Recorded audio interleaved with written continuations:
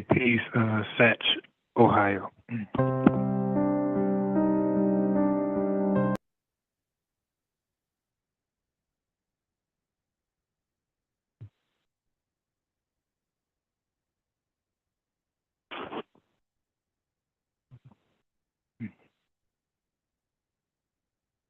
1 second.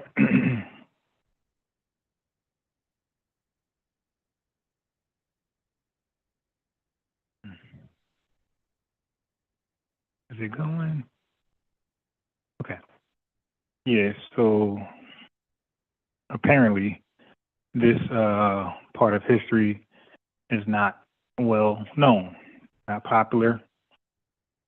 It's hardly ever talked about, like most of our history. And tethers make the mistake of prematurely speaking on us and about us without fully understanding our plight in America, what we have done and accomplished outside of our great inventors, outside of our great innovators, our great musicians, artists, activists, everything. There's just so much stuff. Like, I'm learning stuff like, wow, really? I'm learning stuff just a lot. Like that. There's a lot of FBA excellence that's not being shared, told, circulated, anything like that. Fuck. And that's why my channel is called Updates and News, right? I feel like I could put that burden on myself to go ahead and knock that out. And I think I'm doing a good job because some of you guys call in other FBA channels, and you guys, I know for a fact, and you guys, share some of the talking points here, there.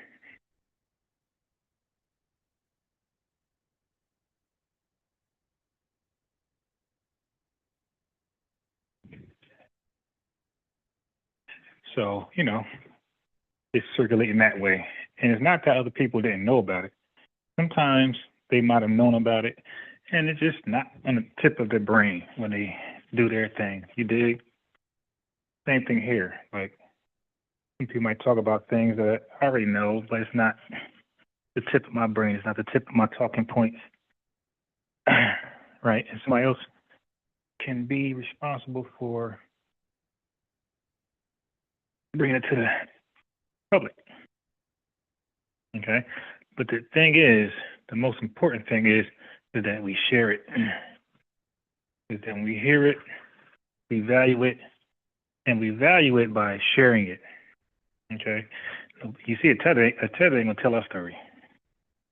They want to minimize as much possible. And they want us to believe, and this, when I say they now, speaking of white supremacists, they want us to believe that we have a lower IQ, but we could go ahead and build an airport and fly planes, right? During the Great Depression, where the country was suffering the most. Or maybe like during, right after, it's still that time frame. They want us to believe that anybody just can do that. But those anybody's never done it. The average white man couldn't have done that. Even the average, not just the average white man, the average professional white man, the average educated white man couldn't do that. That took special thinkers, special educated people.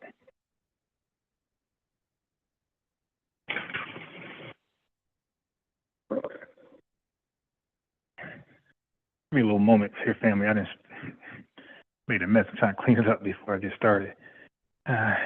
So we don't want to hear about no damn Nigerians and what they do academically in this country. Okay?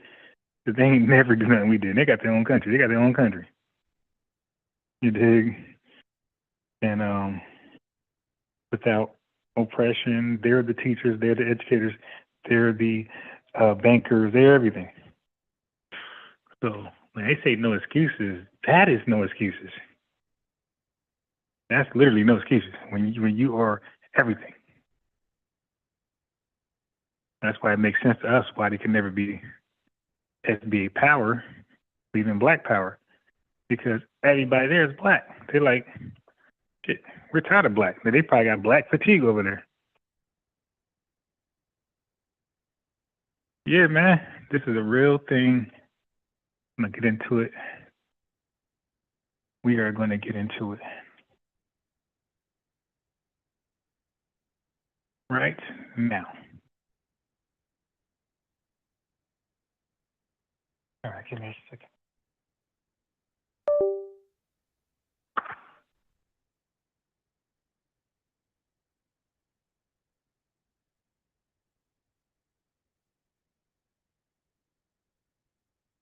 All right.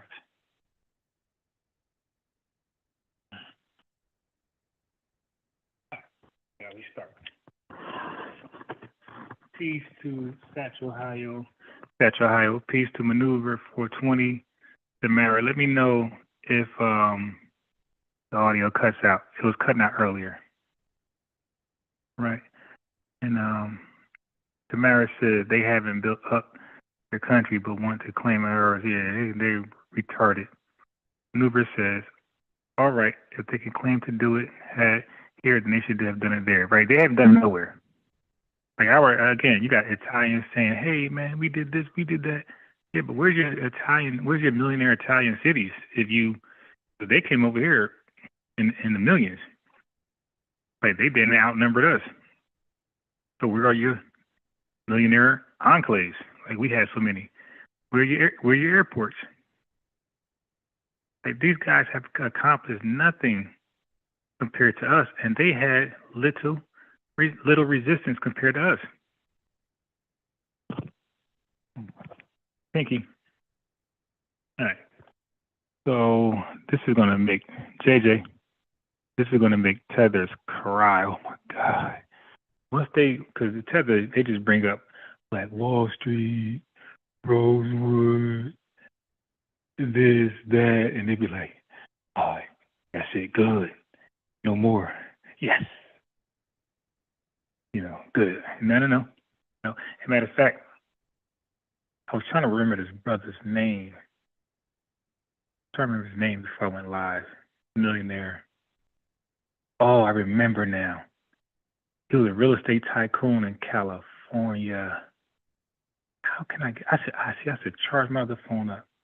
I'm gonna find out midway who this dude is. So before this one ends, I'm gonna call my godmother. Trying to be quiet, get my son sleep. Hold on. I gotta sneak in that room, get the backup phone.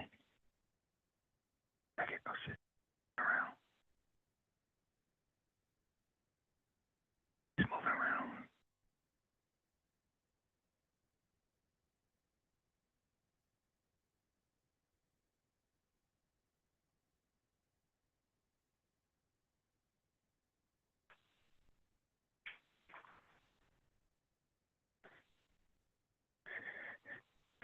All right. So I might find his name without calling her, because I remember my memory is good. He's a real estate tycoon in California. Okay, that's gonna make it much easier to find him.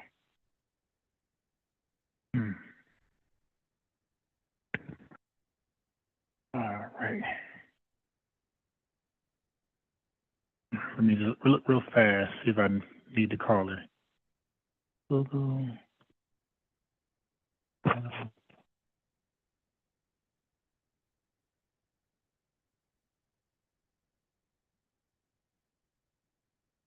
One second.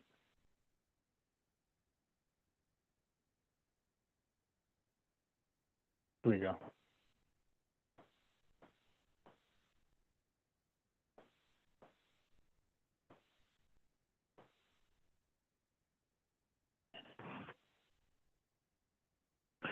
See if he comes up. Yeah, okay. But he's one, but he's not the other. Okay, I forgot about him. Okay, so when I mentioned him, this ain't who I thought of immediately. The other person is what I wanted. But he too. We could do him till today. But he ain't who I wanted. But let's get him too.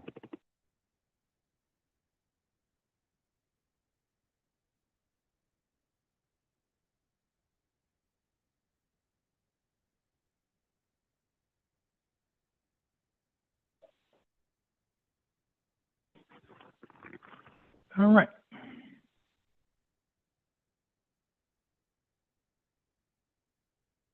Lord Maul, peace. Yeah, this is going to be FBA Day today. Pinky says if anyone built anything, they would have done it in their country where they're from. No one goes to another country to make life better for the natives, right? They should check all these lakes and rivers and realize those were our towns, our people built. FBA blood, sweat, and tears are in the soil. Peace to Lord Maul. Welcome up. Peace to you too.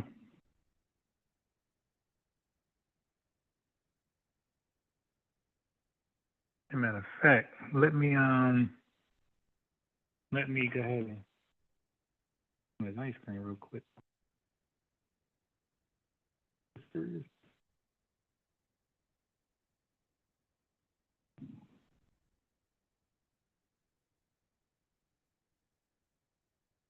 Keep making the same mistake, same mess over and over. 420 alien. 1 sec. I keep making the same mess over and over.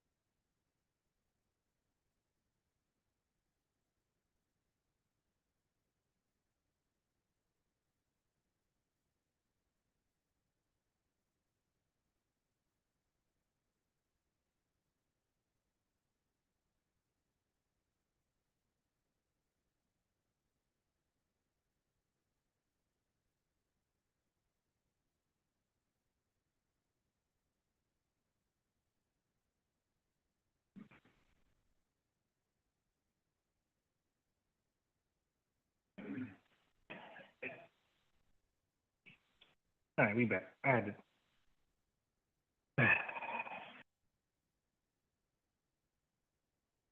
So the bottom line is that we have rich, rich history. Our history is so buried. It's like a treasure hunt for those who are interested in uncovering as much as possible.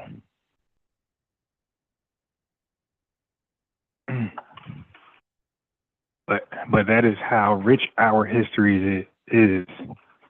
Well, we got to go and just dig. And you dig, you find something new, and new, and new. And when you thought you knew it all, heard it all, you get some more new stuff. And you be like, hold on, I never heard of this person. I wonder if the family heard of this person. And then they be like, who's that? Like, oh, wow. Like, damn, I didn't pull the name out. Nobody know. And they be like really important people. Like, these don't be just random, trivial people. These be folks that really meant something. Same day. Yeah. So don't fall for podcasters who just show you books for like 20 minutes, right? That means nothing, right? Everybody got books. But do everybody read them? And that's the thing. And you would know when people read because you will hear it. You will hear it when they speak, when they communicate. You will hear the the education of the books in their expressions. Okay, all right, because I see people online who post up, show all these books, but when they talk, it's never about anything that's in the books. Okay, so all right, let's get to it. So this is what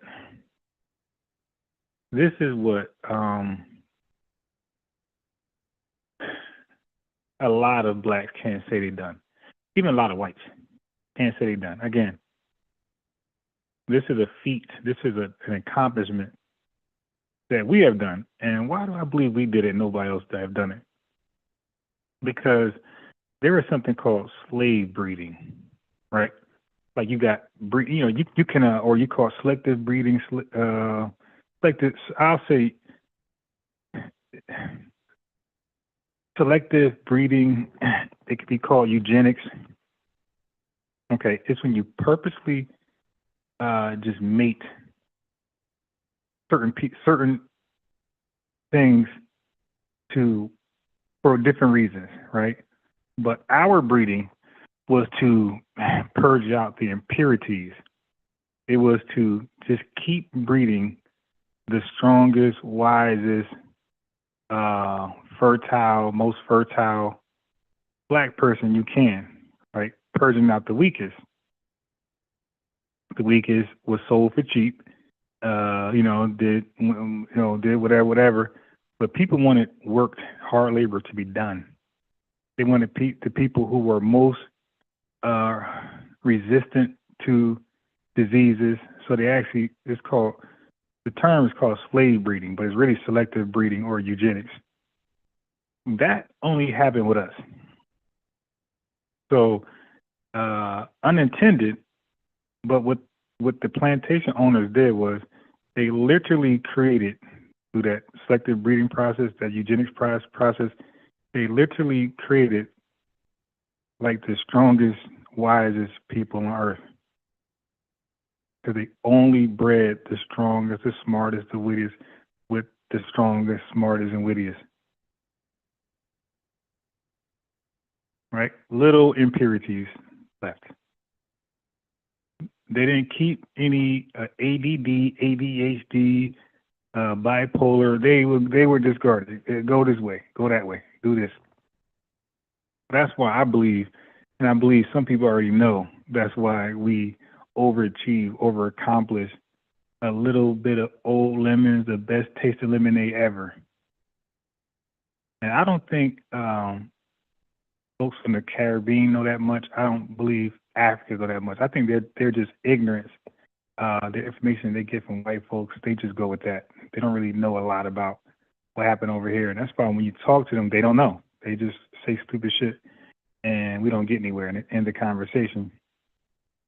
But white people who really do their racist homework, they came to that conclusion. When you got Nick Fuentes saying the same thing, now you know why they had to discriminate, marginalize, why they have to create a system called systemic racism, where one side benefits from things they didn't earn or deserve, and another side is disprivileged, right? Held below for things for actions that wasn't deserving. What I'm saying is that white people knew that if they let us go freely, right, without any interference, and don't even say with some assistance, they knew that we were super overachieve, which we did already. Because Jamaican Dream can't tell you how black folks just got emancipated in '65 and were millionaires by 7 years later with the Freedmen Bank. See, Jamaican Dream couldn't even tell you that. That's something he didn't even fathom. I know that hurts. Just released this. We fought for freedom. Don't keep that in mind. But slavery was outlawed. It was shut down. And about 7 years after that, we're millionaires. Like about talking about like 60,000 of us. It's like a ridiculous amount of blacks that had hella cash. So Jamaican dream, and these folks can't explain that, and they look at their homeland like, damn. So now they come up with excuses. So white supremacists, they already know, like, oh, okay, no, we cannot let them outperform us, because they will inevitably, because we created the ultimate specimen. And the proof for that today is the Robbins Airport. Okay, check this out.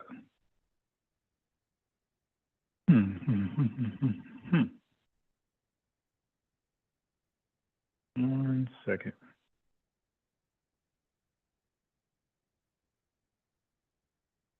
Here we go. Okay. So the Robbins Airport, a pioneering achievement, location, Robbins, Illinois, historically black suburb south of Chicago. Time period, built around 1931 to 1933, where white Americans were suffering. Poor, soup kitchens, starving, homeless. Okay, so this was the first black-owned and operated airport in the United States. Okay? Robbins was incorporated in 1917. So 1917, you know, that's when they cracked down on these zoning laws, and then restrictive covenants came about. 1917. Okay, so it was incorporated in 1917 and became one of the first black governed municipalities in the North. Okay, in the early 1930s, Robbins officials and residents collaborated with black aviators to construct a functional airfield on the edge of the town. Despite limited funding, despite fresh lemons and fresh water, basically what it's saying, they still made the best lemonade on earth. Okay, so despite limited funding and access to materials, they cleared land and built a working airstrip driven by a desire to break into the racially segregated world of aviation. Despite limited funding and access to materials. Now, these tethers, ain't that their excuse? Well, we got limited funding. The white man got the materials. Well, we had the same shit. When we are left alone, not terrorized by racists or the KKK, we do shit like this. You guys have always been left alone for 200, 300 years and have done absolutely nothing. Nothing. And not just them, a lot of white folks, Latinos, same shit. So when they cause remember, we used to beat them in the head. You remember like 20 years ago, for y'all a little older, when you first told a white person about Black Wall Street, they did not believe you. Keep it real. For those who 35 and older, when you told a white person about Black Wall Street, they did not believe you. And then you got to double down with Durham, North Carolina, or Rosewood. They damn near had a heart attack. So imagine telling them about Robbins Airport. They're gonna be like, enough of this. Okay. All right. Okay, let's continue. Cornelius Kofi, a pioneering black aviator and mechanic from Chicago. He trained pilots and mechanics at the Robbins Airport and later co-founded the first black aviation school certified by the U.S. government. Okay, you see? So this also cooks unintentionally Umar Johnson. Like, stop acting like because it's government backed is no good. Okay? The government is good. It's certain people in certain positions that are bad and therefore represent the government. But there's nothing wrong with government grants, government loans, and government certifications.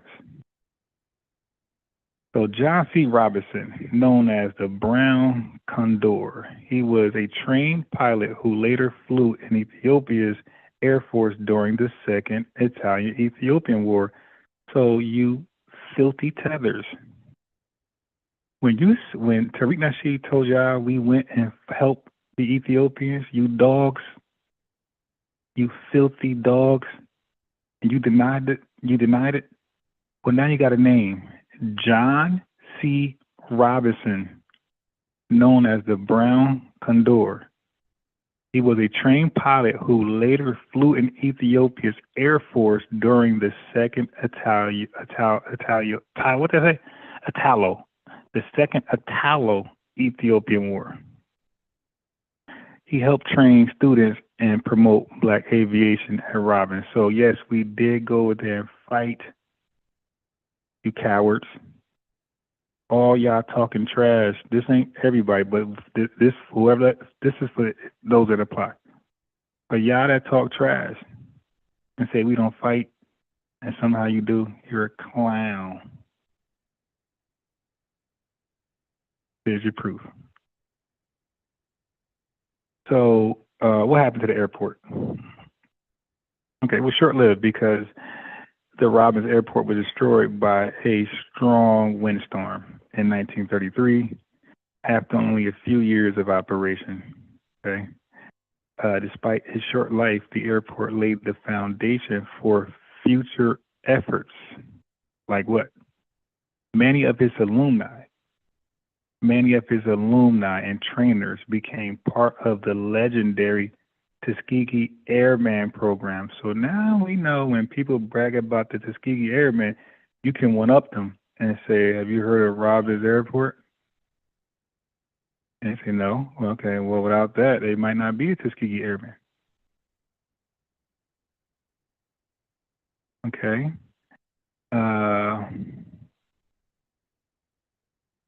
Cornelius Kofi went on to help establish Kofi School of Aeronautics, which trained black pilots for World War II.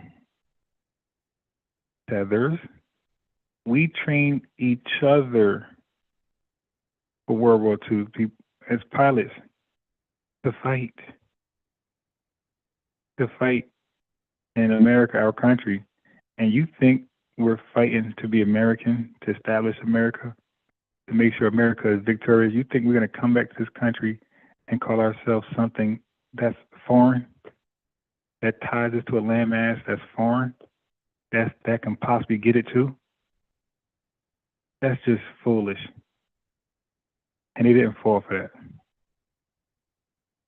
Robbins Airport proved that foundational black Americans could master and lead in technical fields like aviation despite systemic racism and exclusion from white-dominated institutions.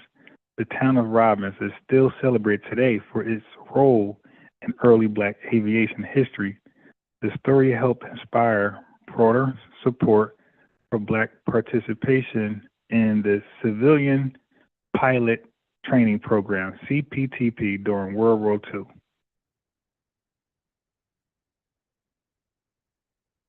Yeah, that had to hurt. That had to hurt. Acts, peace. JJ, tribalism destroyed Africa. The concept of the white man Tarzan ruling Africa was and still is real. Facts. Yep. I never heard this history before about the airport. I'm not surprised. Our peeps just like, yeah, I'm telling you, man, we are the plantation owners did something that they made a mistake. They practiced eugenics amongst us. They wanted the strongest man, strongest woman to run the plantation and labor. become the labor force to do as much work possible without getting tired, disease resistant. And this is true. This is what they was aiming for. And they end up creating the ultimate superior, supreme force, supreme being through selective breeding, which is called slave breeding, which is now known as eugenics. True. Really happened. All right. As a matter of fact, the land granted to FBA in Ethiopia was taken by Jamaicans. Did you? Now, that's crazy. Yeah, we gotta. He's not American, nothing. You gotta call him Jamaican Nightmare. Mm. Okay.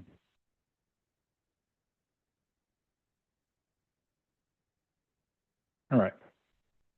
So next, just for bonus, let's talk about. Let's talk about. Let's talk about Biddy Mason.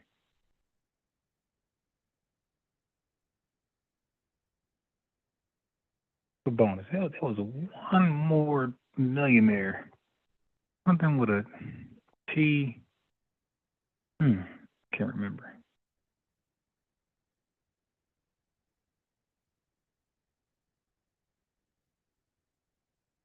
But no issue.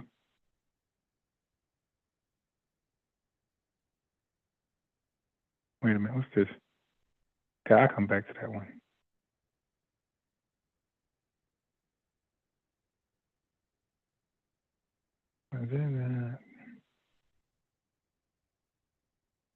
Okay, here we go. I did JD Vance already.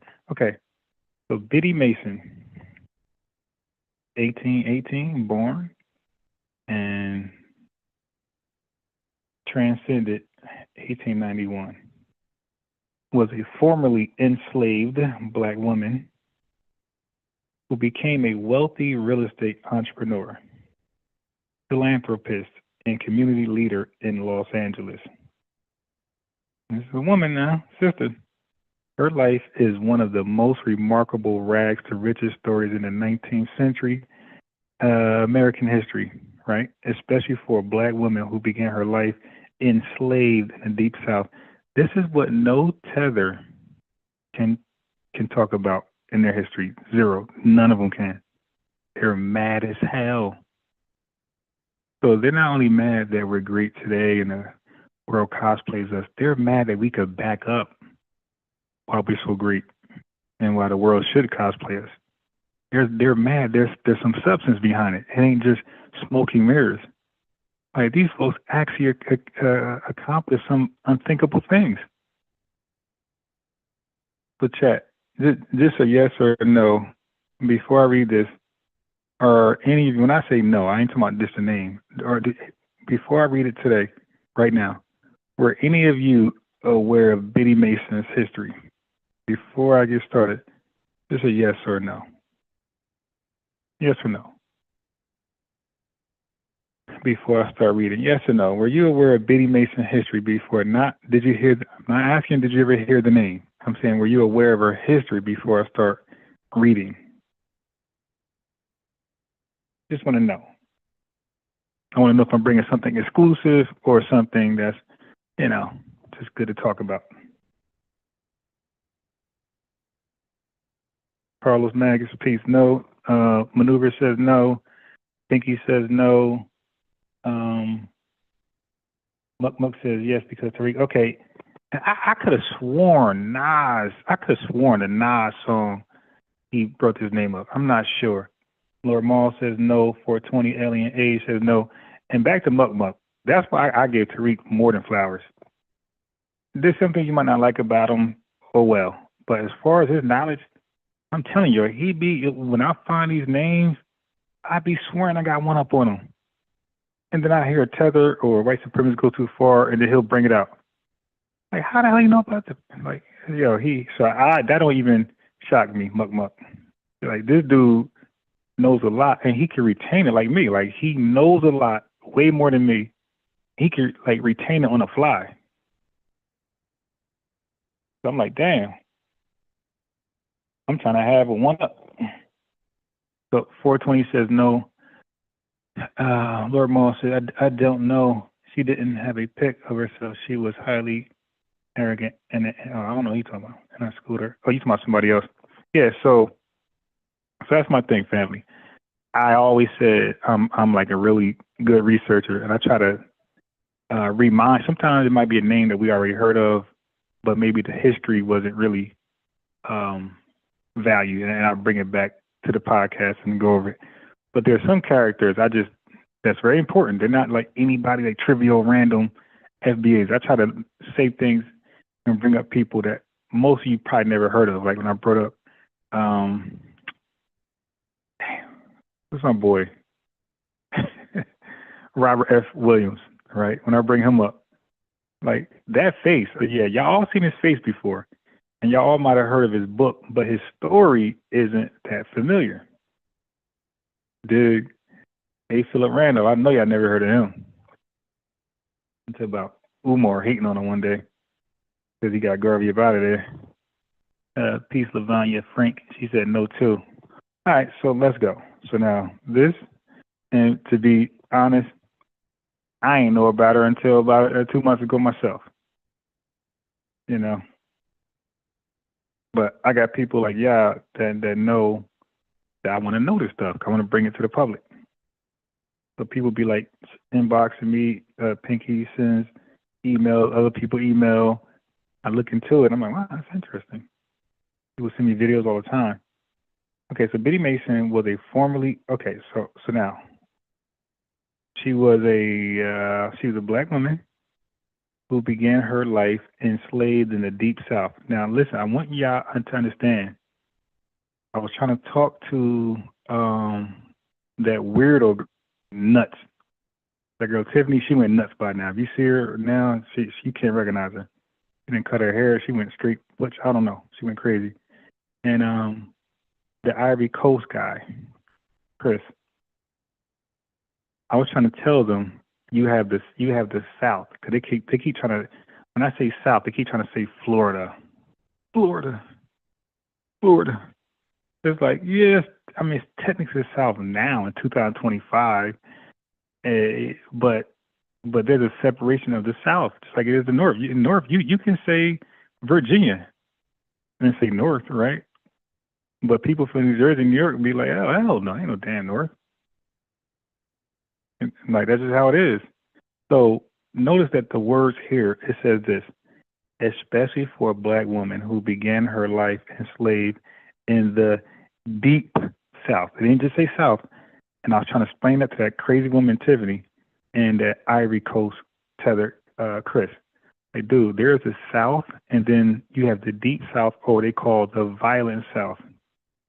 You do that's the Mississippi, the Carolinas, that type of thing, man. The KKK was born out of Tennessee. You dig? So you could be technically South, but you're not. You're safe, man. You dig? There's a documentary called Burning in Mississippi. What are we talking about? Like, talk to me when y'all lived there in Mississippi or South Carolina. Like, come on, where the Civil War started. Anyway, let's continue. So yes, family, there's a difference between the South. All South ain't South when it comes to the legacy of Jim Crow violence, white racist violence, and enslavement. Okay, so born in Hancock County, Georgia, in 1818, Biddy Mason was given the name Bridget. She was enslaved by Robert Marion Smith. They even got the damn name. A Mississippi Mormon convert. Mormons. We ain't rocking with y'all. We never did really anyway. During her early life, she worked as a midwife, herbalist, and nurse, learning valuable medical skills that would later support her freedom and career. Smith later moved with his family and Biddy to Utah. Well, they're Mormon. To Utah Territory in the 1840s and eventually to California in 1851. So all this time, a black person had no rights that a white man is bound to respect. 1851. Dred Scott was 1857. So they were hoping to expand the Mormon colony. It was moving around. Okay, so California and the legal fight for freedom. California was admitted to the Union as a free state in 1850, and that's why I brought that up. Now we know about Dred Scott. We don't know about this one. Okay, one more time. We know about Dred Scott, but we don't know about Biddy Mason. See, I'm going to shake things up. So California was admitted to the Union, a free state, in 1850, which technically made slavery illegal. Despite this, Smith tried to keep Biddy and her 3 daughters enslaved. When Smith made plans to move the family to Texas, a slave state, Biddy sought legal help through black and white abolitionists, including free black landowner Robert Owens. Who's that?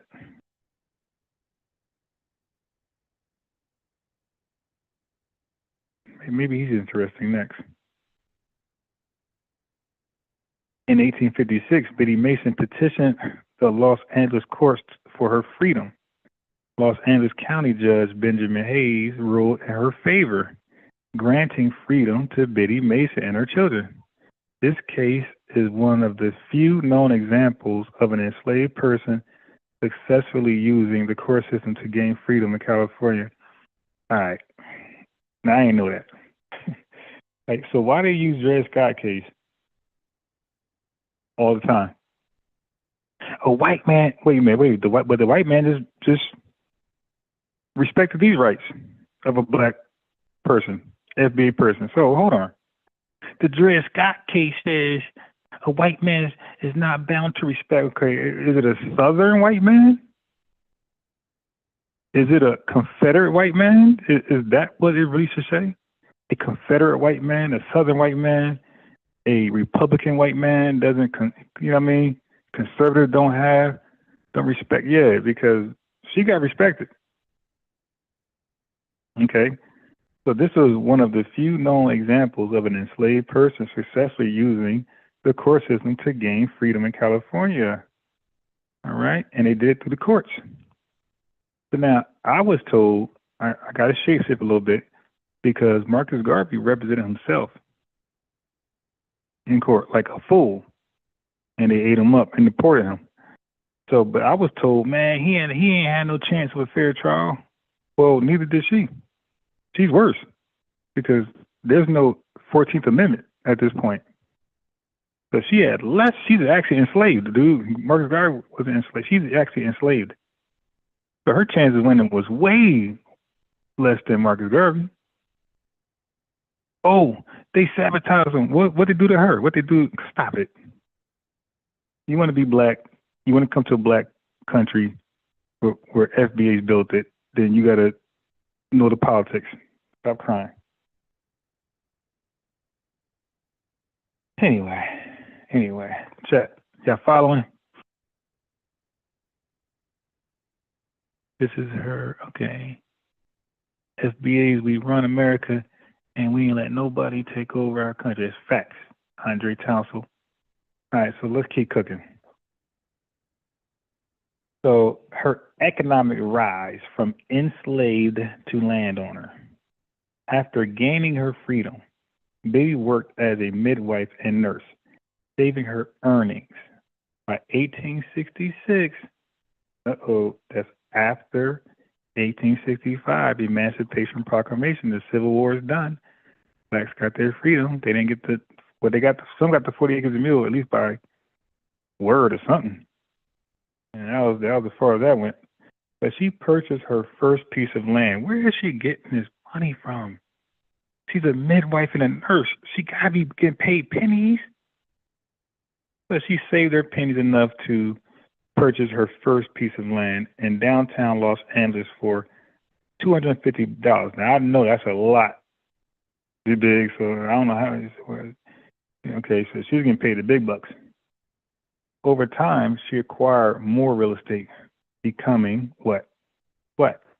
Becoming one of the first black women landowners in Los Angeles.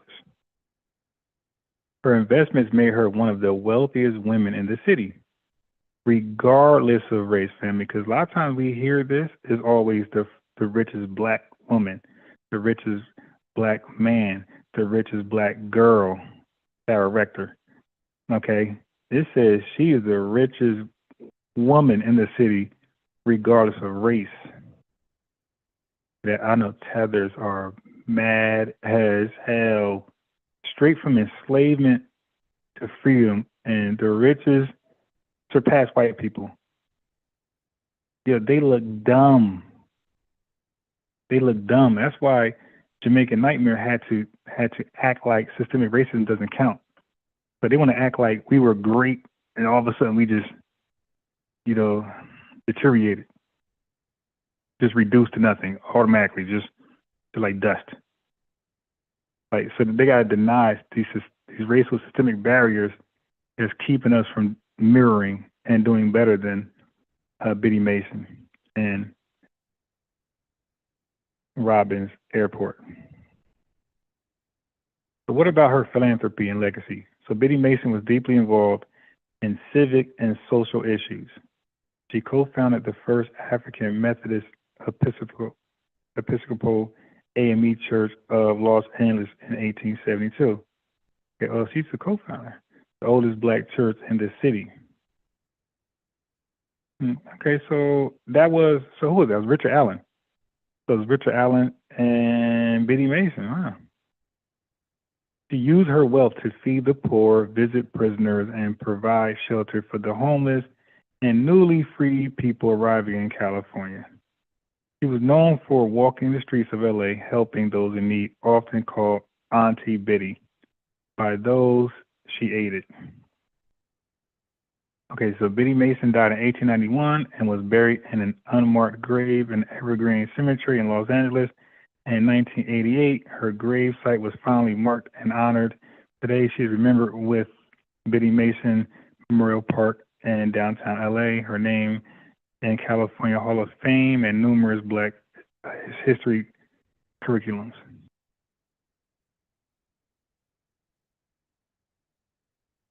Yeah, interesting, man. And I know these tethers mad as hell. So we like, yeah, so what you got?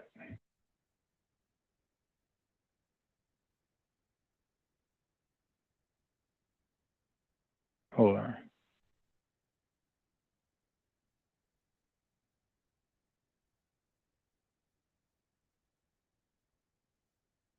Let me see who this guy is.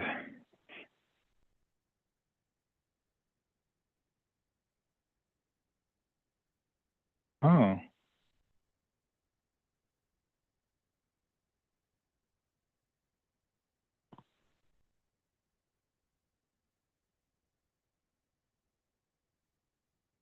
Okay, so let me look this guy up. So remember that guy who helped her out get her freedom, Robert Owens? I want to know about him. See if there's anything remarkable there.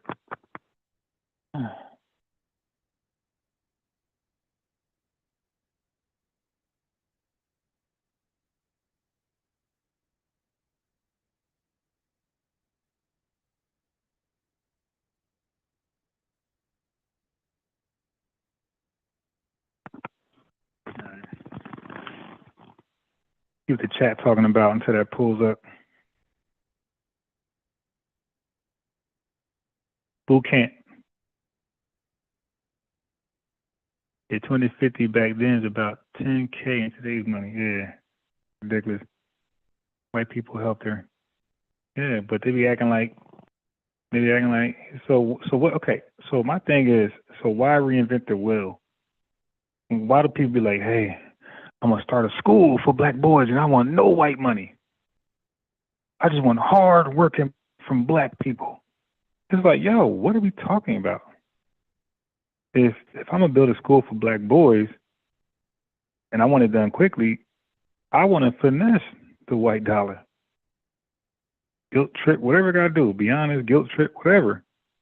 But yo, won't y'all claim y'all ain't racist, y'all claim y'all liberal and all this. I'll be running my mouth.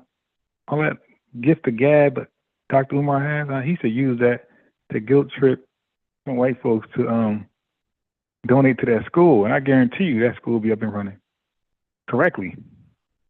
Because they ain't going to detach themselves away from their money like some, vulnerable blacks would. They're going to hold them accountable. Like, yo, what you do with all that, JJ? What you do with all that money?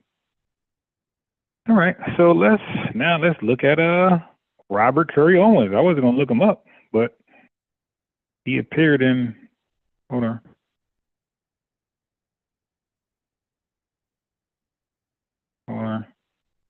Okay, I'll read it. Okay, so Biddy Mason led to Robert Curry Owens. He was born free. Okay, he wasn't like Biddy Mason, who was born enslaved. He was born free around the early 1800s. He moved to Los Angeles before the Civil War, when California was still new to the Union and had recently outlawed slavery, 1850. He was a successful entrepreneur, landowner, and member of one of LA's earliest black families. Married into a family of free foundational black Americans who had also migrated west for greater safety and opportunity. But a tether would say that's fleeing. Okay, when I say tether, that's not limited. That could be Italian, Ireland, keep naming. All right. Italian, Irish, okay. His role in Biddy Mason's life. So he helped fight for her freedom in 1851. Biddy Mason arrived in San Bernardino, California, with her slave-holding owner, Robert Martino Smith, a Mormon settler. And that's when that little skit come in. You know you done effed up, right? Going to California. See, that's the thing. Like, they thought we were, like, they really believed the hype. They really believed scientific racism, that we were just imbeciles, and like the Myron Gaines talking points. We were just imbeciles, or the Jared Taylor talking points. We just can't think. We don't want to read. We're lazy. Man, as soon as they got to free states, we like, objection. We start petitioning. I play dumb all you want. As a matter of fact, I'm gonna even encourage you to go to California. No, what's his name? Robert Marion Smith? Yeah. California would be a great look for you to expand Mormonism. There's so many new people there. I'm sure they'll be interested in this bullshit, Joseph Smith doctrine. This garbage. I'm sure they want to hear about the natives, the dark native Indians. That were evil until they were turned white. I'm sure the Foundation of Black Americans would love to hear that. You sure? Yeah, just come. Let's go. Stop being a punk. Just go. Just go. Don't think about it. Just go. Don't they got there? Check, please. I'm out. Okay. So, although slavery was illegal in California, Smith tried to secretly move Biddy and her children to Texas, the slave state. Now, this is a Mormon, a slave state, to sell or keep them in bondage. Robert Owens learned of Smith's plan, likely through community networks. Owens, along with other free black activists and white allies. Why we can have white allies but no tether allies? Well, we got some tether allies, but we should have way more than what's out there, than what's available. We should have so many people calling. You know what's funny? When my podcast or my other channel was about foolishness, just random talk, it was the goddamn Black Immigrant Show. Everybody called in just to gossip, talk trash, and talk in circles. Now we talking about some real content, real goals, tangible things. Ain't none of them calling in right now. You dig? Well, you got Tiger calls there. I'm talking about the early ones. Right? Tiger's new. I'm talking about the early ones who were calling in all the time. 2017, 18, 19, 20, 21. Those guys. Where they at? They all disappeared voluntarily. Can I tell you that they never wanted to see us take life serious, take our legacy serious. They want us to be goofy, talk about sports all day, rap, hip hop, Jay-Z, Biggie, Nas, and Jim Jones, and Drake, and Kendrick. That's when they pulled up. But talk about some tangible things, they're going. Okay. So Owens, along with other free black activists and white allies, so it goes back to that. Why is it so easy for us to ally with whites? It's so hard to ally with people who claim they're black. So they alerted local authorities and petitioned the court to stop the illegal transport. All right, Owens, shout out to Owens. The case went before Judge Benjamin Hayes, and in 1856, Biddy Mason, 1 year before Dred Scott case, Biddy Mason and her children were granted their freedom. So 1856, I'm a cuck somebody when they bring up Dred Scott case. Oh, they are done. I'm gonna say, when was that? 1857. You heard about the same thing in 1856 with Biddy Mason? Oh, it's gonna be funny. Without Owens' intervention, listen, look how deep he is. Without Owens' intervention, this is Robert Owens. Without Owens' intervention, Biddy Mason and her children may have been illegally re-enslaved and sold in Texas. Crazy. Okay, so after her emancipation, right, Biddy Mason stayed in Los Angeles and became a nurse and maid. Well, we all know about that. She worked, but what we did not read was that she worked closely with Robert Owens, who was already financially established, and helped support her entry into Los Angeles society. Okay, Owens helped connect Biddy Mason to clients and business opportunities. She later purchased land next to the Owens family property in downtown LA. So let me read that one more time. Robert Owens family in the 1850s, 1840s, we're lazy, we don't work, was already financially established. Hello? 1840s, 1850s, already financially established. Can you find me some Jamaicans, some UK blacks, some Nigerians, and these folks who were financially established in the 1850s?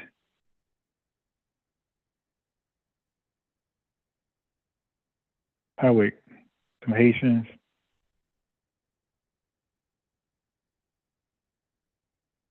And this is one of, and highly educated. This is one out of many.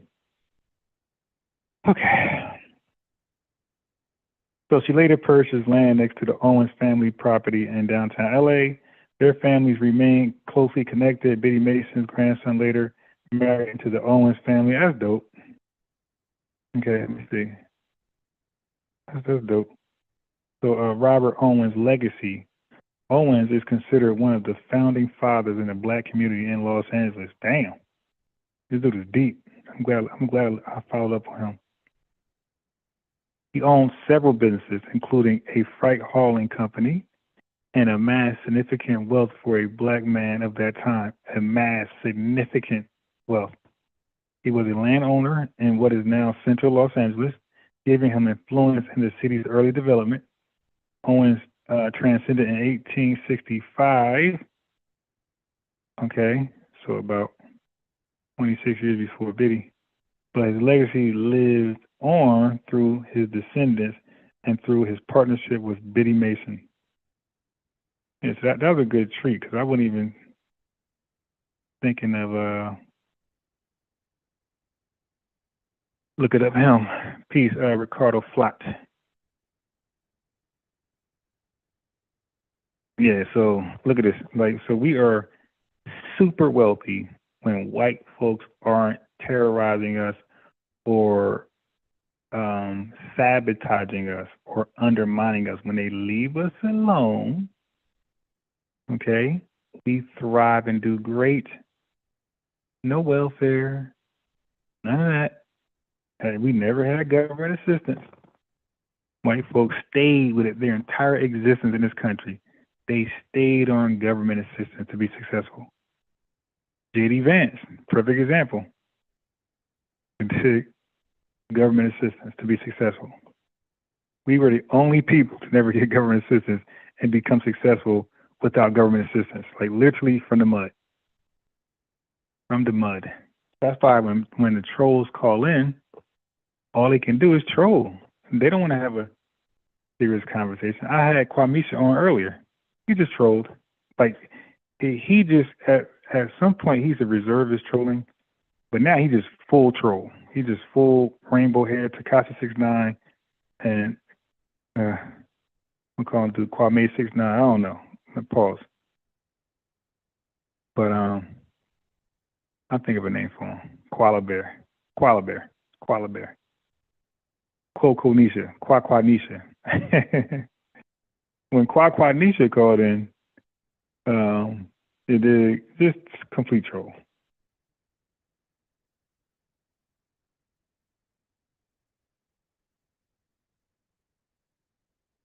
Yes, right, Ricardo. We one, be one, man.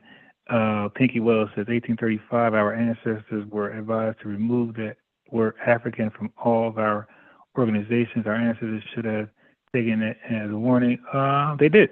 That African was not one or two organizations, Pinky. That name went nowhere until the 1980s. That name was never in circulation. That name was never taken serious. Okay, our people were smart. That African name was never taken serious. That thing, they listened. That name nowhere. That's why it took so long. That's why it took Jesse Jackson to say, all right, man, enough of this. You're Africans. You know, we kept trying to make you African. You ain't want to be African. So the hell with it. You're African. Matter of fact, you're African American. You're an immigrant. It's gonna make you. Look, I'm gonna make y'all immigrant. I'll be an immigrant too. The hell with it. I got paid to do this, so tired of foot shuffling. Y'all are African, and you're African American. You're an immigrant, like the Italian Americans, like the Irish Americans. You are immigrants. Ukrainian Americans. You guys are immigrants. God damn it. So if y'all don't get y'all shit together, you could be iced out too. If y'all don't get y'all stuff together, you could be iced out too. Okay, but we're immigrants, we're proud immigrants, and let's respect this country. Because we came here as immigrants. You know, start revising history with that. That's how far they can go with that old African American. You know, think about that was like the 90s, right? Think about like 2060, and we kept with that. They could really say, hey, man, you're African American, she's Italian American, he's Japanese American. Think about it. Y'all immigrants. Like, at that point, they looking like, that makes sense to me. I guess so. Yeah. Yeah, so y'all all can be iced out. So y'all best be your best behavior.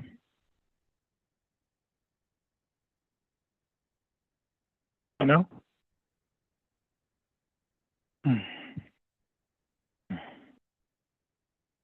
There's this other name I wanted to bring up. Matter of fact, let me do this. I ain't gonna stop till I get it.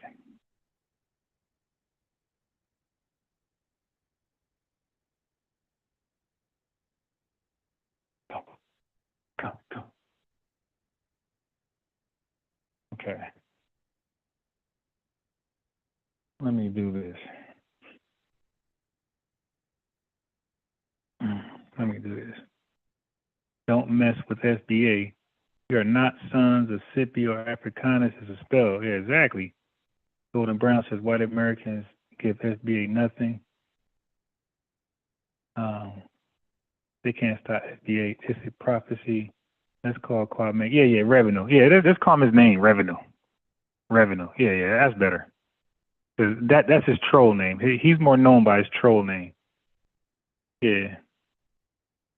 So revenue, see, that's the advantage that you have with trolls, like your troll. Like over here, he doesn't go like he looks stupid over here. But when he call in other places, he like kind of halfway more respectable because he knows what not to say when he goes over certain places because he'll try it out here first and get beat up.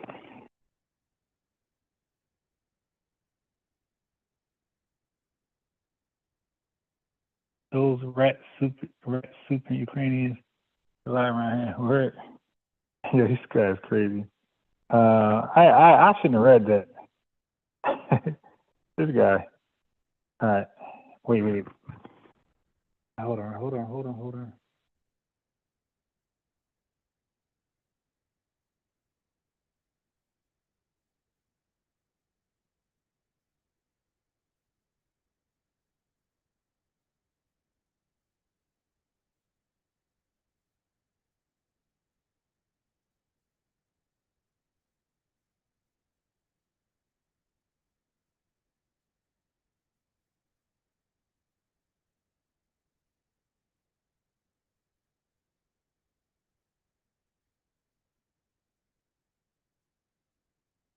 All right. And family, you know what I hate? You know what I hate? I know people who use like great research tools like myself. Okay. But here's the problem. They pick and choose when they use them. See, they already have a narrative and an agenda.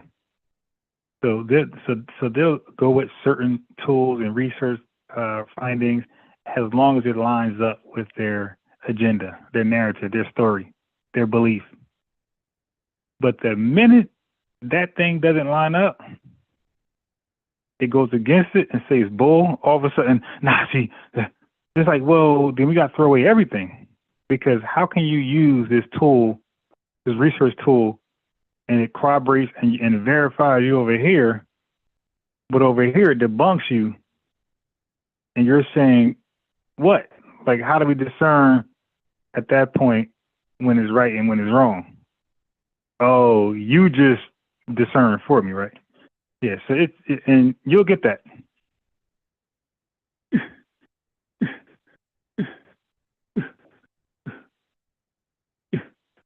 Come here. Come on.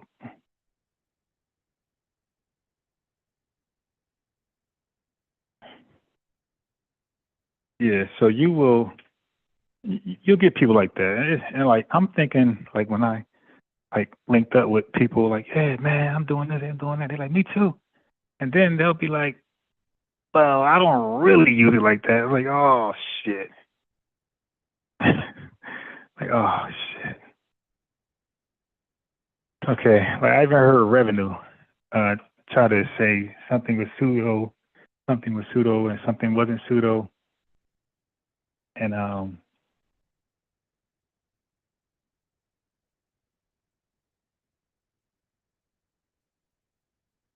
it's still raining. And then come back and then say something pseudo.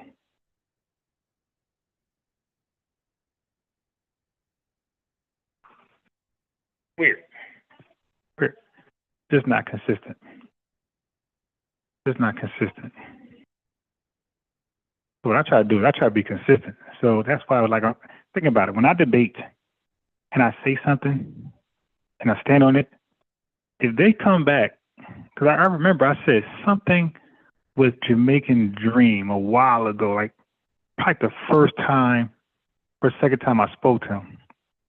I said something and then he Googled it the right way finally, which he never does when it's him arguing. So he Googled it and he came back and it turned out the findings disagree with me. Family, you know what I did?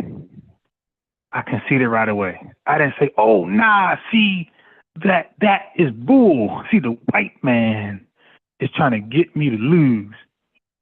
I said, okay, all right. I said, repeat that one more time. See, he read it again, not because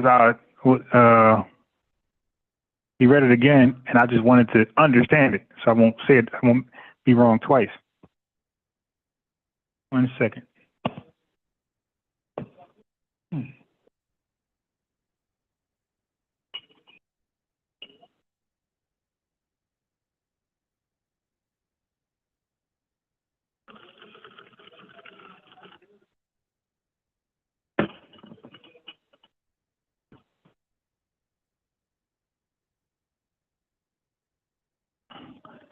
Yeah, so I had him say it again. He said it again.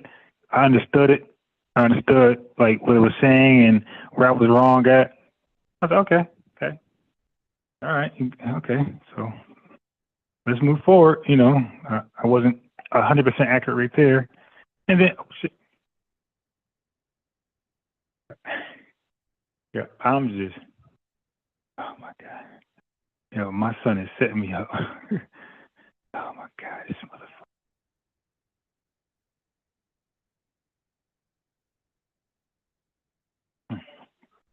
Yeah. So that is called being responsible, right? That's called holding yourself accountable to a standard.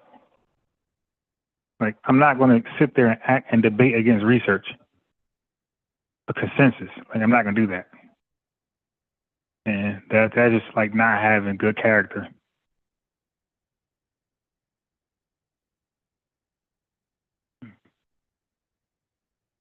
Not having good character. It's like you don't have a standard.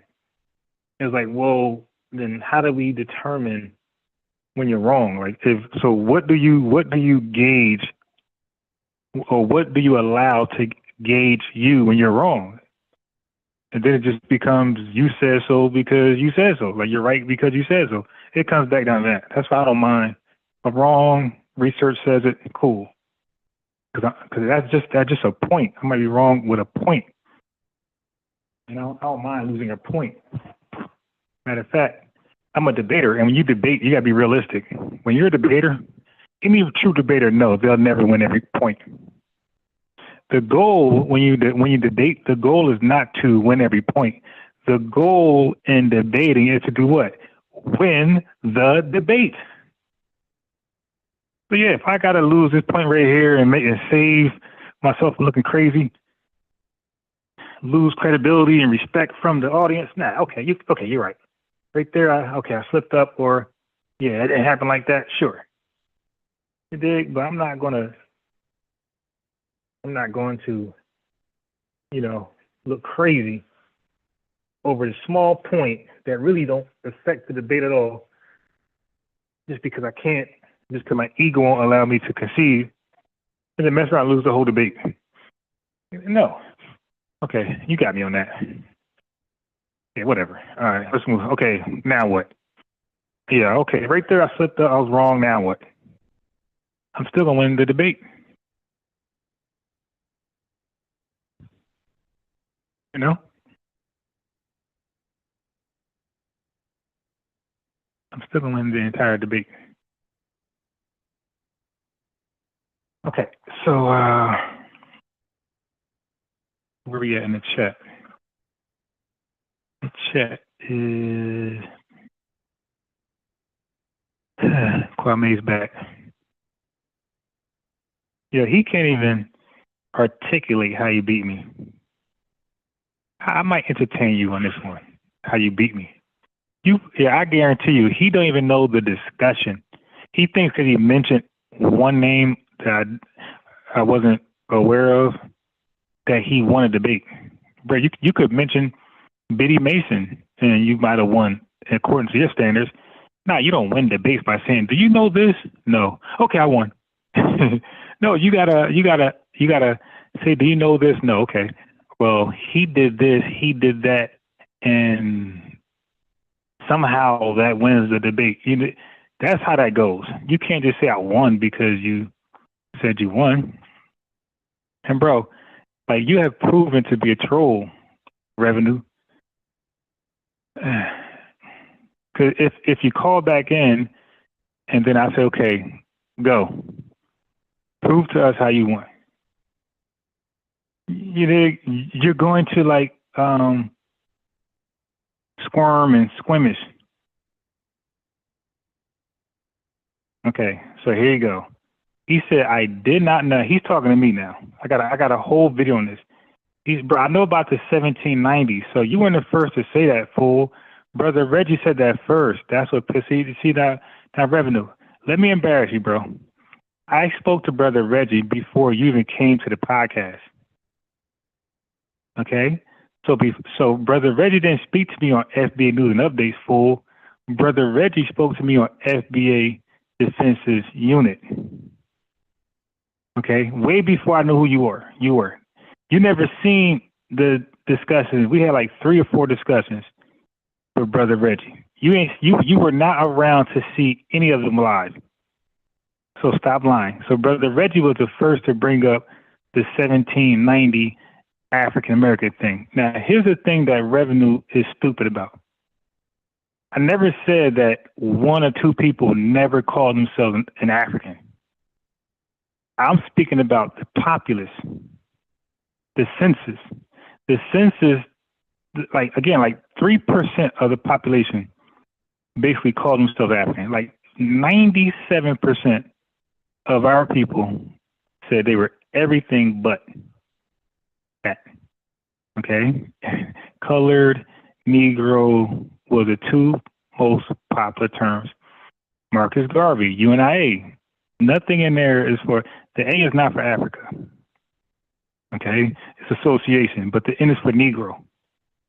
The NAACP, advancement for colored people. Nothing in there is for Africa. So nobody was calling themselves African. The census, the populace, 2-3 people ain't enough. So yeah, I'm not an absolutist like you. Okay, majority of people, then like now, don't call themselves African. So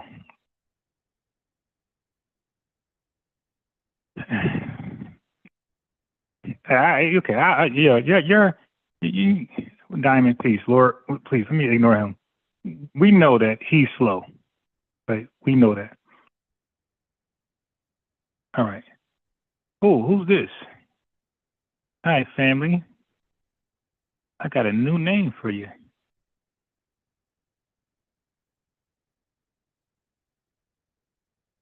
Family, watch this one.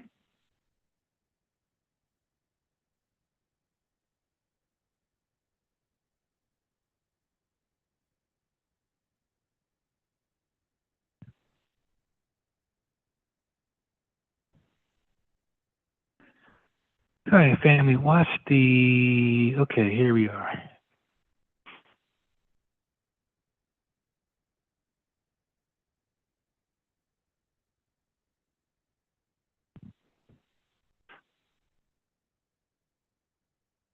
Yeah, I don't like talking to him. He called earlier. He was disingenuous. He didn't know nothing about hip hop and record labels and masters and publishing, and made a fool of himself.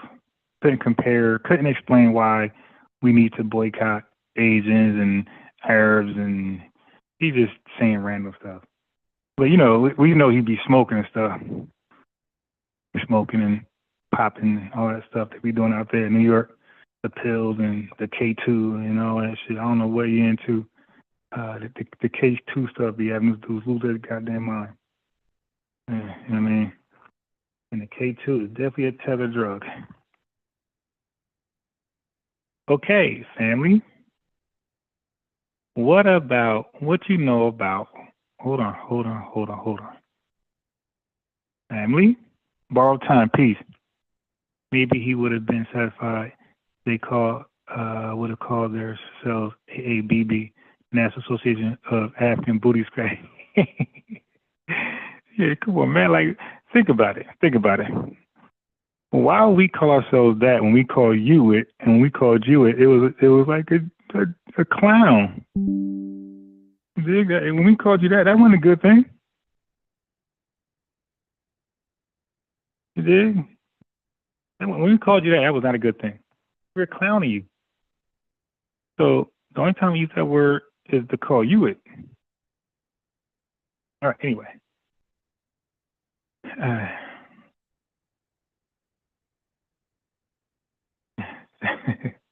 Right, mental illness. Watch this. Okay, who knows about Robert Reed Church? Robert Reed Church, first black millionaire of the South. Robert Reed Church was one of the most influential and wealthiest black men in 19th century America, particularly in the post-Civil War South. Born into slavery, he rose to become a real estate magnate, a philanthropist, and political leader in Memphis, Tennessee. So remember, a tether was saying we went to the Great Migration. No, it was the Italian tether. Then we went to even the Ivory Coast tether. Chris thought the same thing. Remember, they thought that we came to the North during the Great Depression, like we all were just fleeing. Wait a minute. Robert Reed Church stayed in the South and was the first black millionaire of the South. The family, like their lies and hate, it doesn't match up with history and our excellence. Born June 18th. He's a Gemini for sure. Okay, 1839 in Holy Springs, Mississippi. His father, Charles B. Church, a white steamboat owner and captain from Virginia. Mother, Emily, an enslaved black woman of African descent. White father, white mama. That's most of our cases in this country. That's why we are foundational black Americans, not nothing else. Okay, so because his mother was enslaved, Robert Church was born into slavery, despite his father's status. So his father's status didn't matter if he was a white man. Okay. So Church worked on river boats with his father. Okay. Gaining literacy, business knowledge, and cultural fluency. He was technically enslaved until emancipation in 1863. 1863 was a year when former President Abraham Lincoln passed a law where foundational black Americans can fight in the Civil War for their freedom, for some land and dignity and their right, and also for American citizenship. Okay, for their constitutional rights, for the constitutional rights to apply to them and their descendants forever. Okay.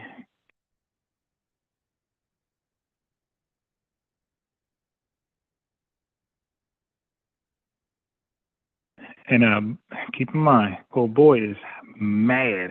He is big mad that we just going on with millionaires,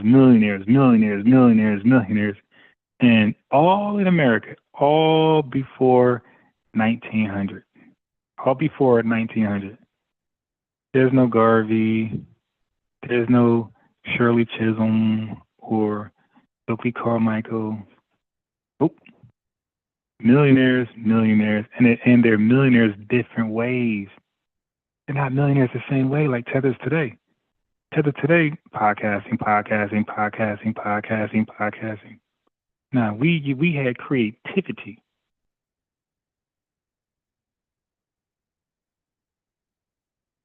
Okay. Let's continue. Okay.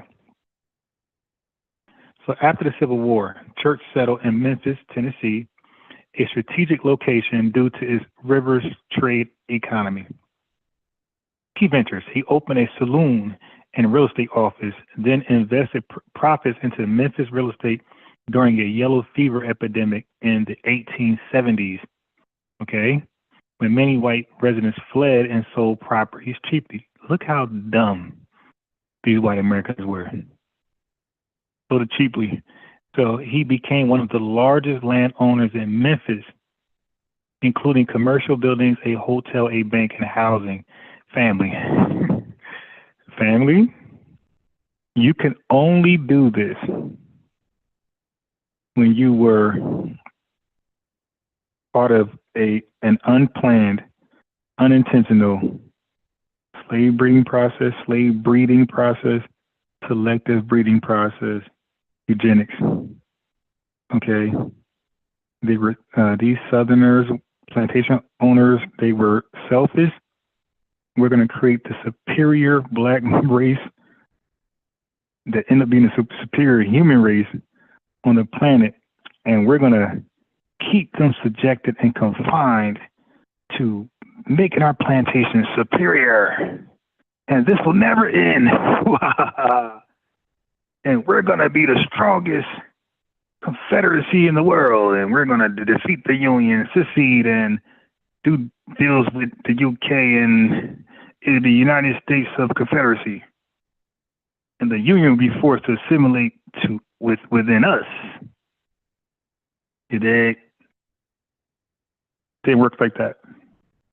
So, but because they practice slave breeding, selective breeding, eugenics, they unintentionally created literally the best of the best of the best, the cream of the crop.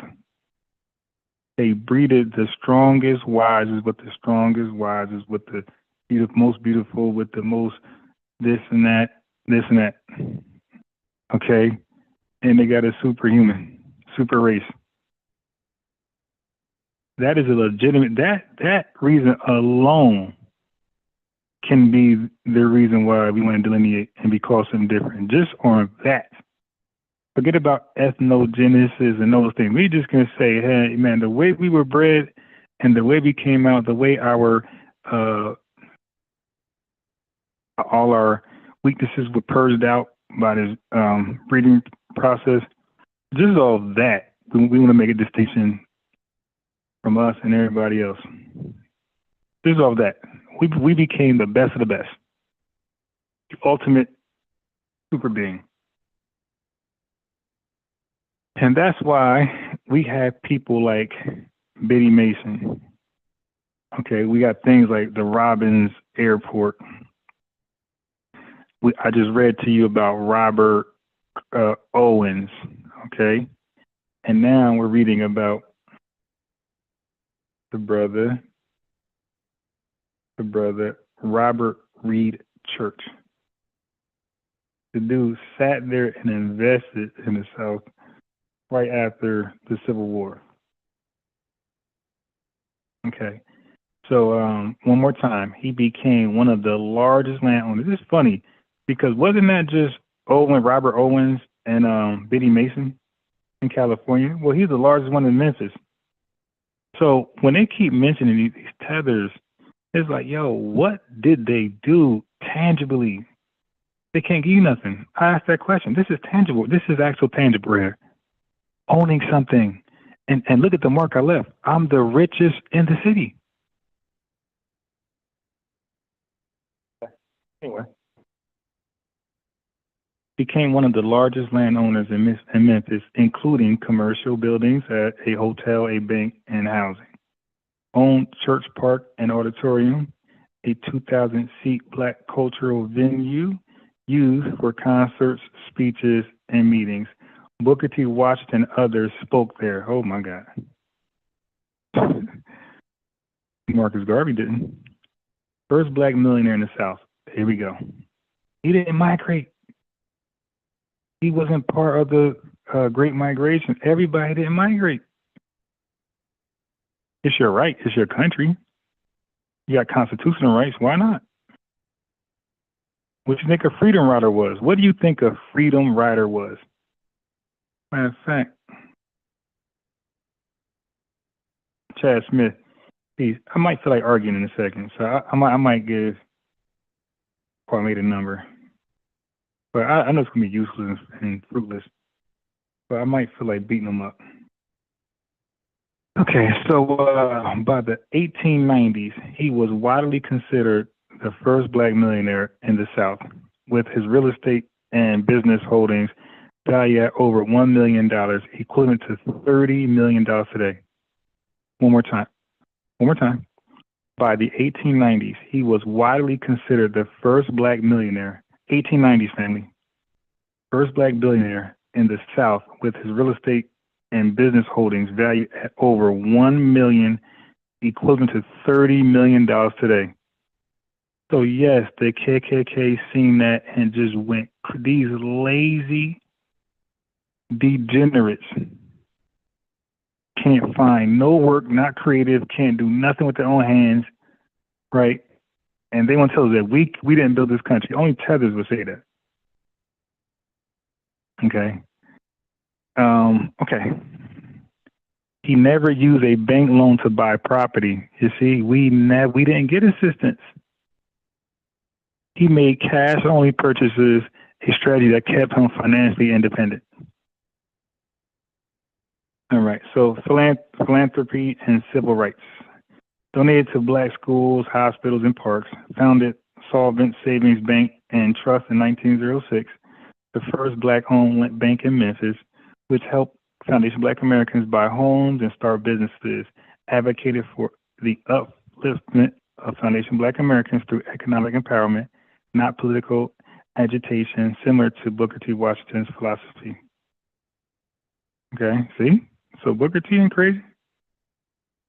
Okay, so look at his political legacy.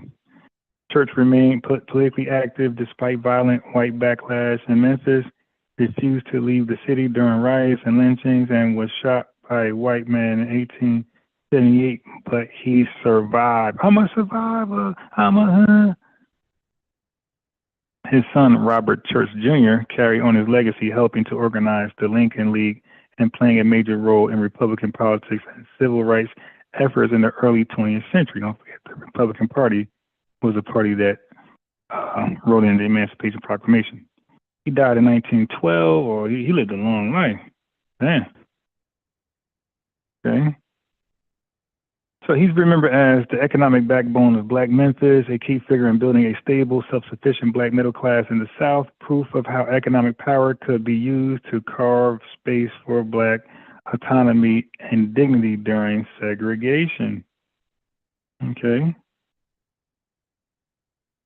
So Madam C.J. Walker rose shortly after Church, showing how parallel Black economic leadership was emerging. So that's what.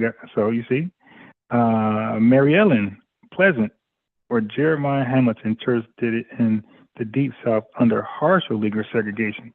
More names to look up.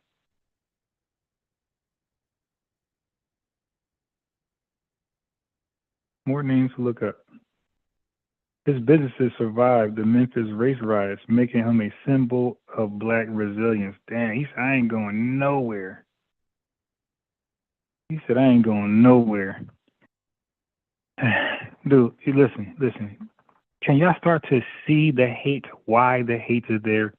They can't go back and read this in their history. Their history is literally licking boots. Their history is literally licking boots. B-O-O-T-S. Their history is literally licking boots. They have no W's in their history.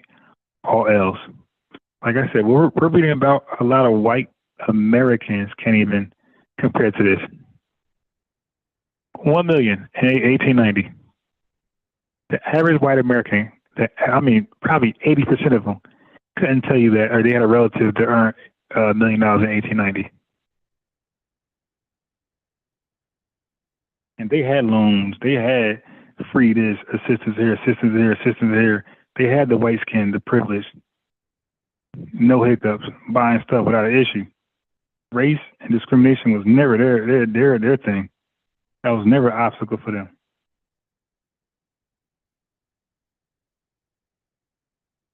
Family. So we're doing all this as less than 13% of the population, and now all of a sudden we just became degenerates and just lost our way, and we're just now just lazy, just somehow we're just lazy, and we don't want to marry anymore, and we just want to be on welfare. Okay, if you want to believe that, it's because you wanted to believe that from the beginning, because you know who we are. We're the best of the best. B.O.B. B.O.T.B. Nah, let's call it Bob. They're mad because we're Bob. Best of the best. That sounds better. We're B.O.B., man. We're best of the best. And look, I'm reading it. It's one thing to say that and leave it there. It's another thing. Look, I'm reading names I never heard before a day in my life. I didn't know who Robert Owens was. I didn't know who this church guy is. This is on the fly. Riches in California or Los Angeles. Riches in Memphis. They're building planes, the whole airport, flying and stuff, helping Ethiopians fight against the Italians. Going to World War II, fighting there. Like, what the training FBAs to fight in World War II. But Tether would say we're not a fighter. It's like, no, you're not a fighter. We're literally fighting for somebody else. And it hurts their ego, their sanity, because they were hoping maybe they came across this trying to you know what, I believe Revenue and others, Jamaican Nightmare, I believe that they were looking through our history hoping to find something embarrassing, humiliating, and they came across this stuff, and they were hoping that we never came across it. Like, yes, I never heard them say Robert Owens or Creed. What's Creed's first name? Yeah, I'm gonna do my own little thing, cause we got the Alexander Cromwells, we got the Richard Allens, we got the Paul Cuffs, we got the Martin Robinson Delaney. There's so many names out there. Clyde Wilmot. There's so many names out there. I think I'm gonna do something. I do a PDF and email it to everybody that want it, and it's just gonna talk about like something. I'm talking about real brief, like maybe 2 bullet points for each person. Make it real brief. Madam C.J. Walker, Maggie Lena Walker. It's just like real brief. Maggie Lena Walker, first black president of a bank. Madam C.J. Walker, first self-made millionaire, hair care products. You dig? Paul Cuff, entrepreneur, built fleet of ships. Next one. Richard Allen, successful Richard, you know what I mean? Because we need to be able to recall these names so fast. And all these guys are before the 1900s.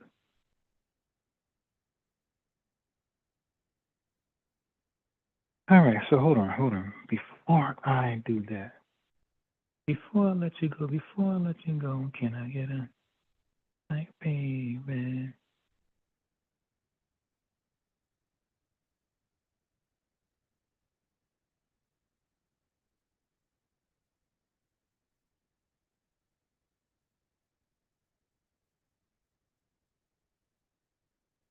Okay, here we are.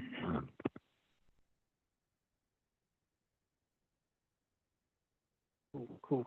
All right, so now let's take it back to the top. Let's take it back to the top. Okay, hold on. So yeah, Robert Reed, and then we got Mary Ellen Pleasant. Mary Ellen Pleasant. Hold on. Who is Mary Ellen Pleasant? Yo, Tariq wasn't lying, yo. They were putting in work in California. Like, I know nothing about the California activism, like activisms, plural. Excuse me. Pardon self. All right, hold on. Hold on now.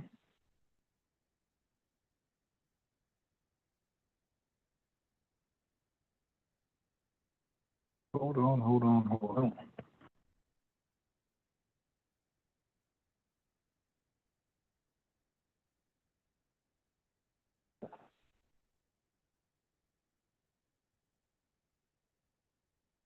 Okay. So, Mary Ellen Present, 1814, 1904. So all these folks' legacies were before the 1900s. Okay, like literally right after slavery. Like, well, she had the well, she's 1814, so she's either born free or born enslaved. All right, so but she is called the mother of civil rights in California and first black millionaire on the West Coast. God damn, West Coast family. What we doing? What we doing now? What are we doing? All right, cool. This is crazy. So Mary Ellen Pleasant was a trailblazing foundation Black American entrepreneur, abolitionist, and civil rights advocate during the 19th century.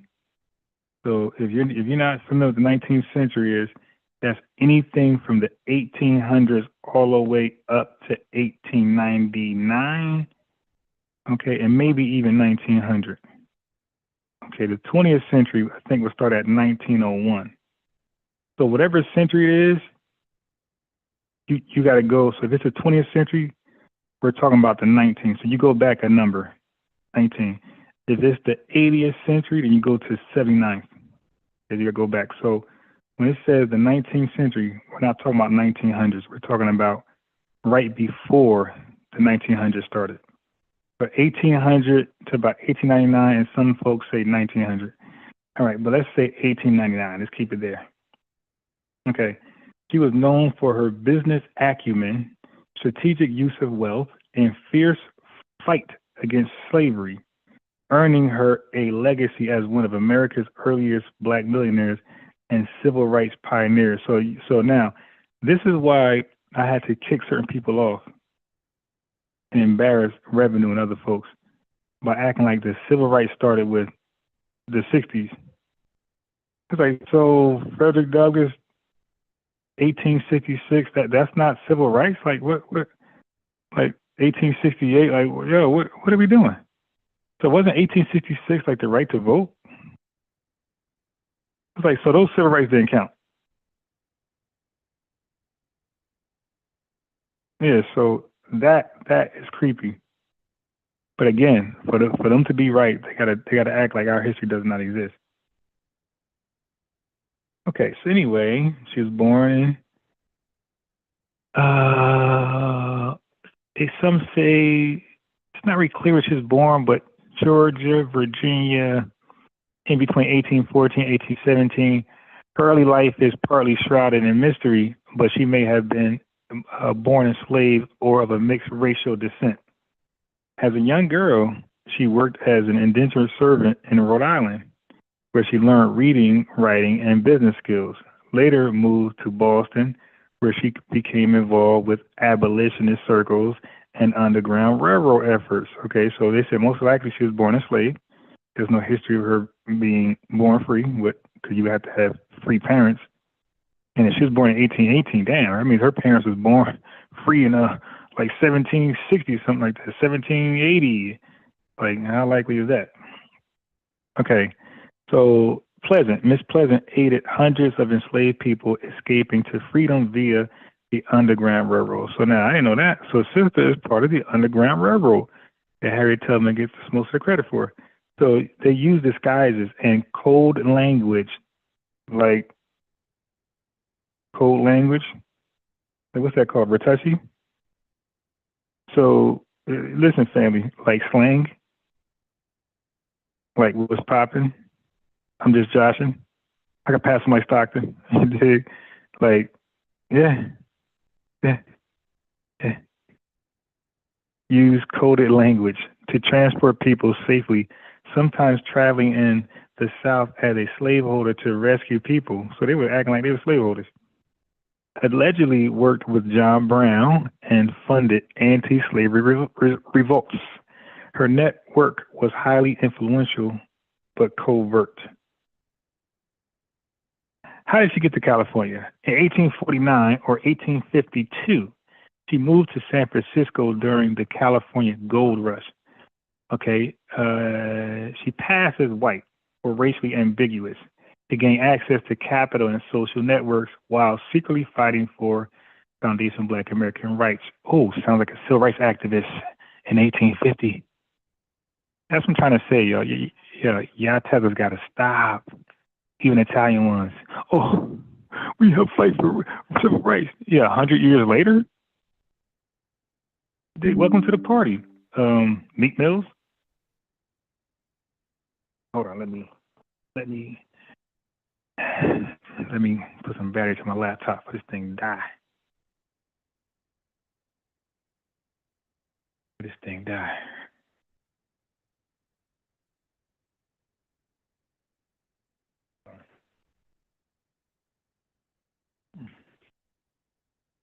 We fought for civil rights and the labor union rights and all this stuff. 100 years later, before they used to starve to eat each other over there in Italy. We still inspired you because we've been doing it 100 years before you, my boy. And you were fighting for rights where, at least on the books, you had constitutional rights. We were fighting when we knew we had no constitutional rights. So again, no comparison. So I read that. So she married James Smith, a wealthy Black man, and later entered a partnership with Thomas Bell, a white businessman. Okay. So you see, family, don't let these tethers trick you and act like, oh, it's the white man. The white man. He's the boogeyman. No. You're going to find yourself, family. Our history in this country, this is undeniable. Our history in this country, we got more things accomplished with white Americans than anybody else outside of ourselves. And nobody can rewrite that history. Okay? So, something got to give. I didn't mean to do that. Goddamn. I did not mean to click that. Cool.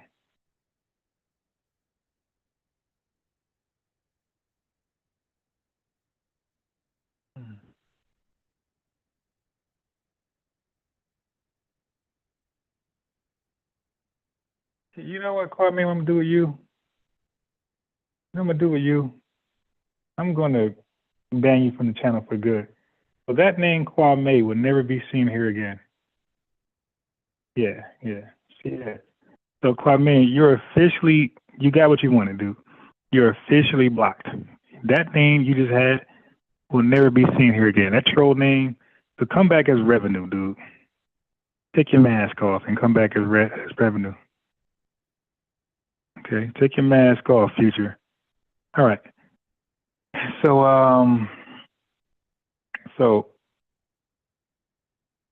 Mary Ellen Pleasant built an empire through boarding houses, laundries, and restaurants that cater to wealthy white businessmen. See? So everybody can't be the same person. If your business catered to FBAs, great for you, right? Great. If you got a business, your FBA and yours catered to, let's say, grooming dogs, and as white folks, great.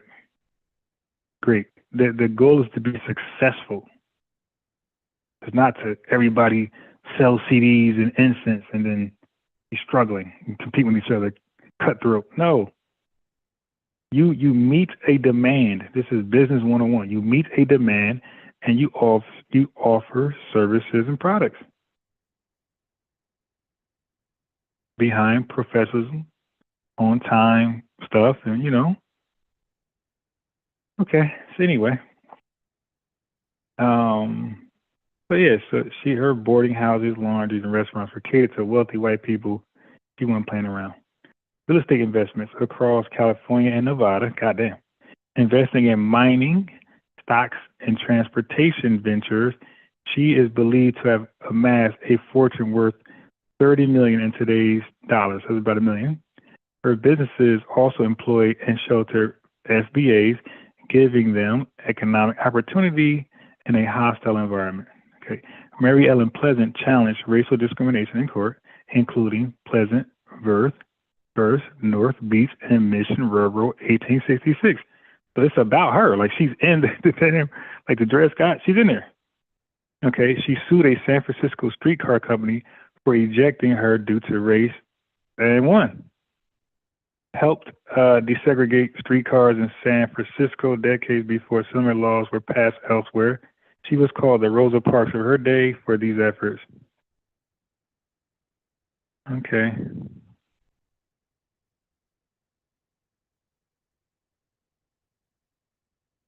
All right. So after her business partner, Thomas Bell, is that the white guy? Yeah. Okay. So after Thomas Bell died, his widow accused Pleasant of manipulating him and trying to take control of his estate. Oh boy. The media portrayed her as a voodoo queen, witch, and manipulative FBA woman, feeding into racist and sexist tropes. She lost much of her fortune and died in a relatively obscurity in 1904. That's the white folk. I'm telling you, man. White folks are disgusting. Some of them can be disgusting low beasts. They act like they got this high IQ and they're so professional and evolved. No, they are as primitive as an African jungle bunny. They are as primitive as an African jungle bunny. Okay, and they would go lower than anybody to hurt, kill, steal, undermine. Spreading rumors about her and sabotage her business. Pure hate. Okay, so that was a good one.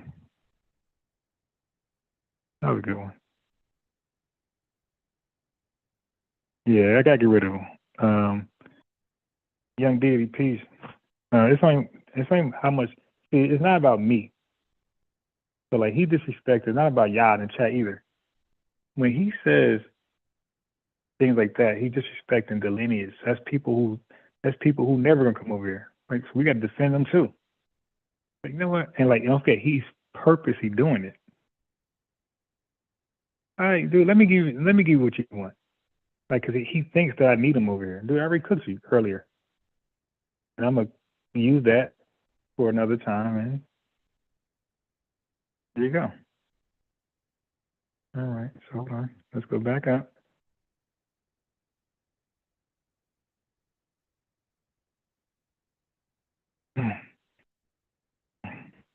Hold on. Okay. Wow. Okay, so we got oh wow. Yo, California had it popping with the billionaires.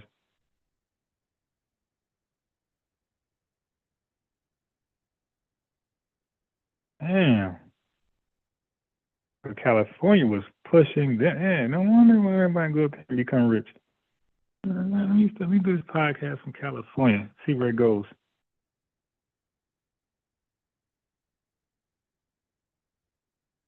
Oh, damn wildfires though.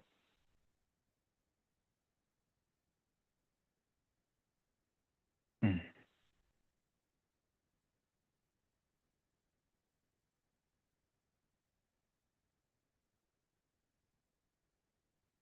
Yeah, no, I'm not gonna do that. I'm not gonna do that person.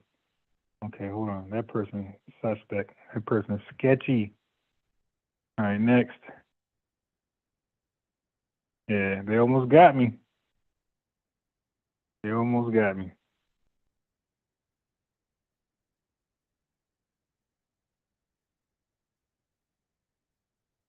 And so now revenue got to watch from the shadows. Yeah, I'm not doing that. That's all they do. Him and Jamaican Dream, man, he might be next. Like they add no true value. They come over here, they distract, they gaslight, they say the most stupidest stuff on purpose to get a reaction, and then cry foul. And I had just unblocked Jamaican Nightmare. He's like, yo, unblock me. I unblocked him just for him to come back in the chat and still troll. Hey, dude, what's up? Like, why y'all so obsessed with FBA spaces, man? Like, right now, I'm talking about FBA greatness, our excellence, DOB, best of the best. We're not even talking about them. Yesterday, we did a recap with Tariq Nasheed and some fake Italian gangsters. We're not talking about them. Well, you're not on our mind like that, man.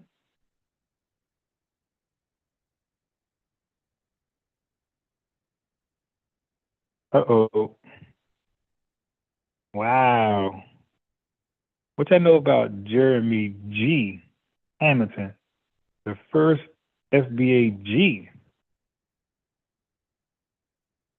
Wait a minute. Let me check his background first. They be trying to slip people in here.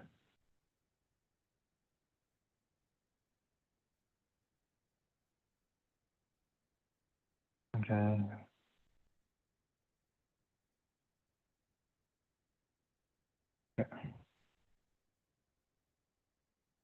Yeah. I'm reading some Haitian stuff here. Yeah, I'm gonna vet him later because he's too controversial about his background. Let me vet him later. Let's just go to the next name. Let me vet this guy later before I give him a shout out.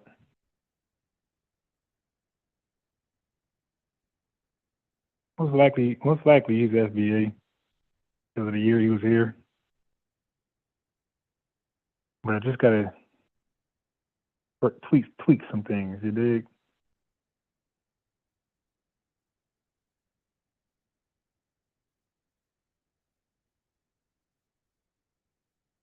Hamilton, Percy, L, Julian, Collin, Eli, Malcolm X College. I don't know nothing about Martin A. Ryerson. Now, if I was revenue, I'd be like, I'm not that well versed. I don't like see that's implying you know something. There's a Hamilton High School, Chicago. Um,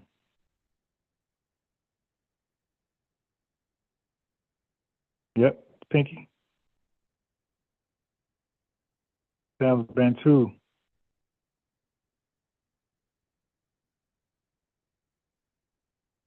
Yes, yes. So let me vet. There's two got suspicious background. Let me vet these two family, and I'm gonna get back. All right. So you can look forward to me going live again tomorrow. Dealing with. I'm gonna do some recaps on got to Tariq and about he talked about about 7 different white people that were just talking about us that we're lazy and the per capita and the crime rate and GDP. So, but I'm not going to recap all of them one by one. I'm just going to clip it, so it's going to be shorter than what you think. It might be an overall video like 40 minutes. I'm going to clip those different videos and make them one video, and then do a reaction of that. All right. So let me get out of here. All right. Do some vetting. This research I just did. All right. Yeah, so this was a great live. Robbins Airport. And by default, we learned of some other folks.